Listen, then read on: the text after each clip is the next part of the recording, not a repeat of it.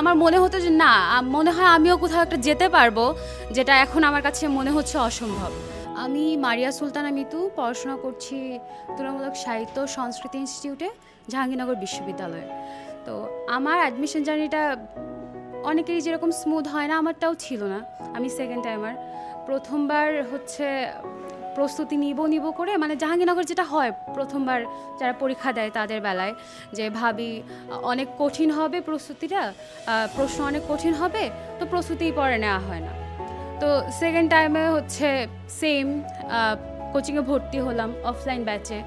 তখন যাতায়াতে আবার প্রথমবারের মতোই অনেক সময় যেত।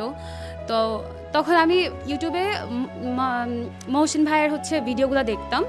তো ওখান থেকেই হচ্ছে আইসিইউ ব্যাচে, আই এডুকেশন আইসিইউ ব্যাচে ভর্তি হওয়া।